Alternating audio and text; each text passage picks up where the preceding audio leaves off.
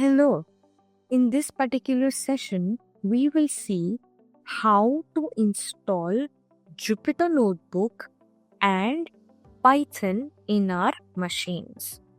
So how can we install Jupyter Notebook?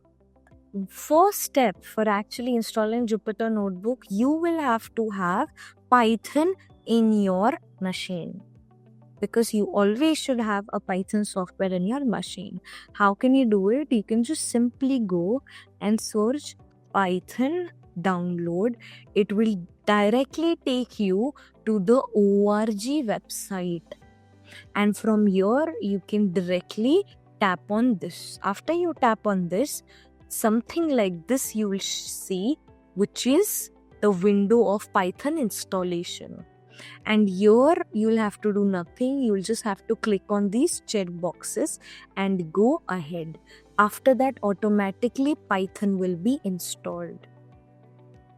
If you want to install Python and Jupyter Notebook, there is a shortcut method, which is just go onto your command prompt and just run pip install Jupyter. After that, it will collect all the files that are there related to Jupyter Notebook, and everything will be in your own machine without you having to Google about Jupyter Notebook again. If you want everything in one simple folder, you can just create a folder, and whichever folder you want to go, click on the path. On that, you can just type in Jupyter Notebook and the Jupyter Notebook will be there.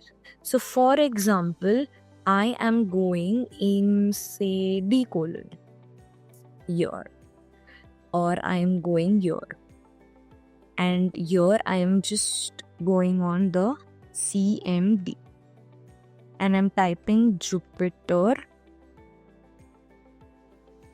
Notebook.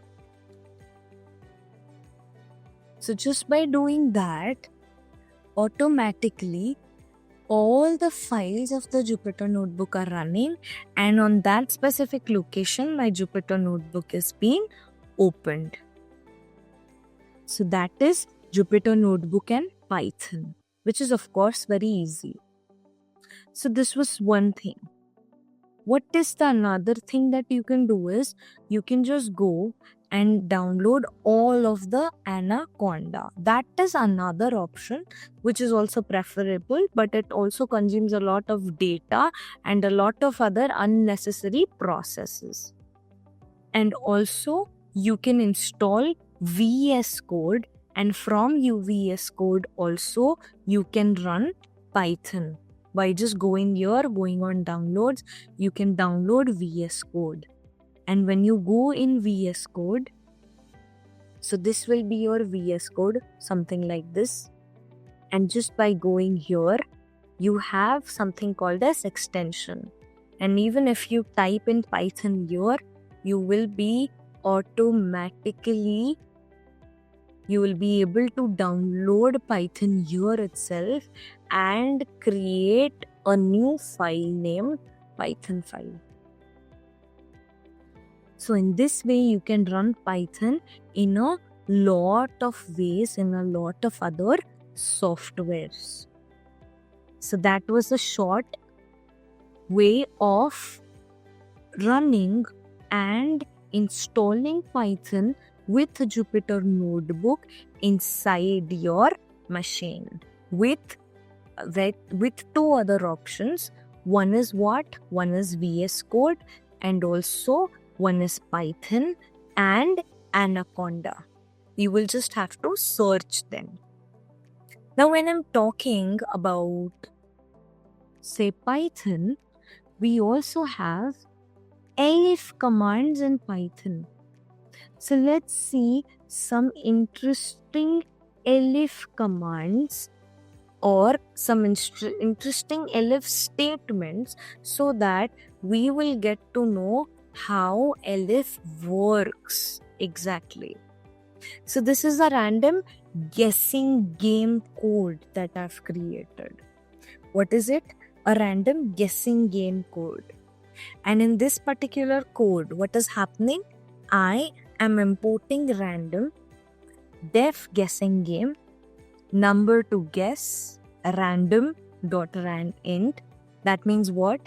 Def guessing underscore game. Because I have imported random, I can import and create random numbers, anything which is 1 to 100. While true, what am I doing? While it is true, while the attempts or while the number is true, while the number is greater than 0 or the number is there between 0, 1 to 100, go on. And attempts, I am just marking at 0 right now. And while I am guessing, attempts will be increased. How? Because I'm taking a user input input, guess a number between 1 and 100. Now, if the guessed number is less than number to guess, print too low. Elif, that is else if guess is greater than number to guess, print too high. Else, congratulations, you've guessed the right number. So let's guess a number here. 67, which is too high. 50, again too high. Let's go 40. Too high. Let's go 20. Too low. Then now we got to know that our number is between 10, 20 or 40. Now 26 is too low. Let's say 30. 30 is too low. That means our number is anywhere between 31 to 40. 31 is also too low. Let's go 32. Let's go 33. I hope we've guessed the right number. Yes, we have. So that means your elif is being used so that we can actually create if elif ladder. So in this way, you can use if elif in a lot of scenarios. So let's take one more scenario of elif. When can we use elif? We can use elif when we want to create an elif ladder. So let's take this example where we are taking an age and we are telling them which your age group is. So while the user is entering an age, if the age is less than 5, print baby. If the age is less than 12, print child.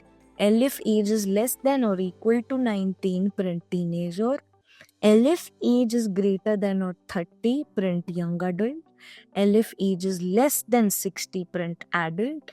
If age is greater than 60 and age is less than or equal to 80, print old.